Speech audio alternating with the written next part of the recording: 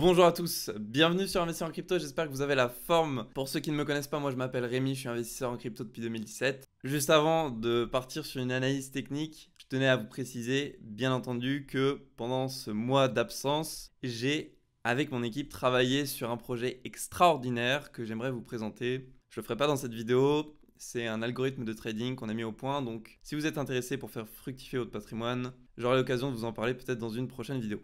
Ou en tout cas, rendez-vous dans le Discord pour qu'on puisse en parler un petit peu plus. Premier point que je vais évoquer dans cette analyse, c'est cet indicateur qui nous montre en réalité le nombre de positions acheteuses et vendeuses sur le Bitcoin. On a ici le graphique qui reflète ce pourcentage-là, mais sur le marché qui est présent sur Binance, d'accord? Donc là, on n'a pas OKEx, on n'a pas Bitfinex, on n'a que Binance. Alors ici, du coup, on peut voir que les top traders, on a plutôt une diminution au niveau des achats. C'est pas très grave, on va voir après pourquoi. Et là, on a une diminution très forte au niveau des achats pour le ratio global. Le ratio global, ça représente la globalité des comptes sur Binance. Donc quel impact ça a? On remarque dans le temps que à chaque fois qu'on était en sous-achat au niveau des comptes sur Binance, le prix partait à la hausse, alors que quand on était en majorité acheteuse, le prix partait à la baisse. En fait, on fait l'inverse du marché. Je vous montre exactement la même chose sur l'Ethereum. Et là, c'est fabuleux. On a une majorité des personnes qui vendent l'Ethereum. Ça, c'est le premier point. Le deuxième, c'est que les top traders sont en train de l'acheter. Et ça, c'est magique. Parce que c'est exactement la chose que nous, on a envie, c'est de voir ce qu'on est en train de voir. Parce qu'on sait qu'avec cette configuration-là, on part vers le haut. Autre point important, sur le graphique du Bitcoin, on a clôturé en daily, en journalier, juste au-dessus du niveau de clôture des 17 800 $. Et donc, on a brisé ce range. Ça, c'est une bonne nouvelle, les acheteurs reviennent en puissance. Mais la clôture ne s'est pas encore faite en hebdomadaire. Donc, patience. Par contre, si je vous montre l'Ethereum, on est sur une configuration beaucoup plus pertinente parce que en daily, on a réussi à non seulement clôturer au-dessus du niveau des 1320 $, mais en plus de ça, on a aussi clôturé en weekly au-dessus de la ligne de coût qui correspond à elle, donc en hebdomadaire, à 1280 $. Je rappelle que la tendance de fond sur le marché des crypto-monnaies est baissière, notamment depuis novembre 2021 sur le Bitcoin. Donc, même si on a des signaux plutôt acheteurs, attendons patiemment une structure haussière, c'est-à-dire la clôture hebdomadaire de cette bougie pour acheter du Bitcoin. Petite surveillance à avoir sur le Bitcoin au niveau du RSI en journalier, on a été chercher la zone de surachat. À chaque fois qu'on regarde les niveaux de surachat qu'on a été visités, on vivait des périodes baissières. Okay, donc là, surachat, on est parti à la baisse. Ici, on a un surachat. Bon, on est reparti à la hausse, mais on a eu une petite période baissière. Ici, surachat, baisse. Ok? Ici, surachat, baisse. On a eu une exception juste ici. Voilà, on avait du surachat, mais on est parti en bull run. Autre point pertinent. Nous avons une potentielle divergence hebdomadaire.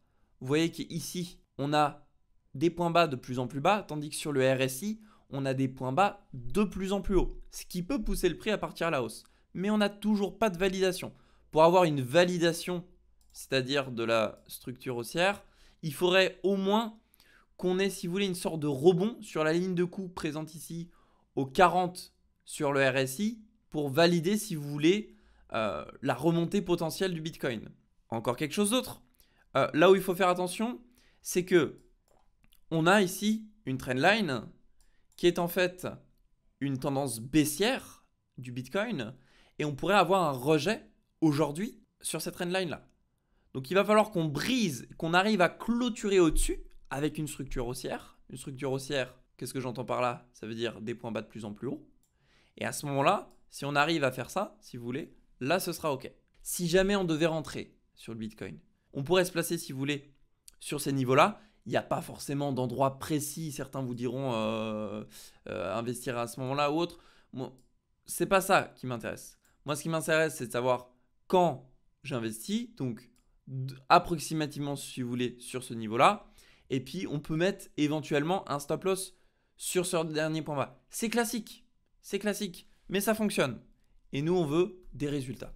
Un autre point qu'il faut que je vous partage, c'est que, vous voyez ici, graphiquement, je vous avais partagé, il y a quelques temps de ça, bon, vous pouvez remonter les vidéos si ça vous intéresse, mais vous n'êtes pas obligé de le faire, ce graphique, où j'avais évalué le nombre de jours qu'on avait passé en bear market.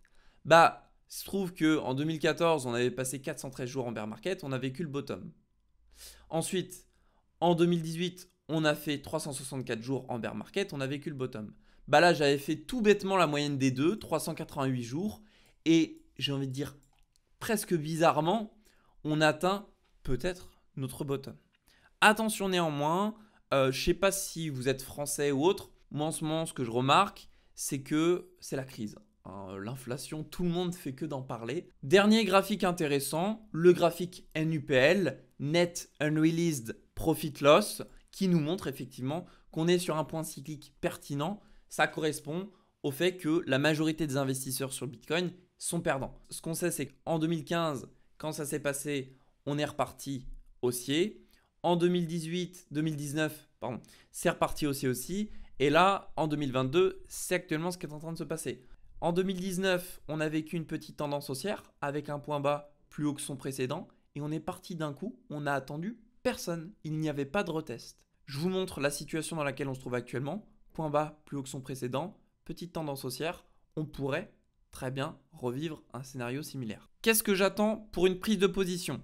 J'attends une structure haussière, une clôture weekly au-dessus de la ligne de coût ici au 17 100 $ hebdomadaire. Et la deuxième chose, c'est que j'attends qu'on aille visiter les 12 000 $. Ça, c'est si on n'arrive pas à clôturer au-dessus de la ligne de coût. Regardez ici, tous les points rouges, c'est là où on a des investissements massifs. On a eu un premier rebond quand on avait le flash crash d'il y a 2 ans. C'était un 4 décembre, je crois que c'était. On a rebondi ici pendant quasiment un mois. Ensuite, on est reparti. On a été chercher le niveau des 29 000 $. C'est une autre zone rouge, d'accord? Et là, on a été rechercher un autre niveau où il y avait eu un afflux massif d'investissement dans le Bitcoin, etc. Donc là, le prochain niveau, c'est les 12 000 $. Voilà pour cette courte vidéo, j'espère qu'elle vous a plu. Moi, c'était un plaisir. Je sais pas si je referai des vidéos régulièrement comme ça. Ça m'a pris sur le coup, ça m'a fait vraiment plaisir. Je saurais vous reparler aussi du projet que je suis en train de développer en ce moment avec mon équipe. Et en tout cas, si vous voulez nous rejoindre, vous pouvez aller sur Discord. Et ce sera avec un plaisir de pouvoir échanger avec vous. Je vous souhaite à tous une très belle journée, prenez soin de vous. Et on se retrouve peut-être dans une prochaine vidéo.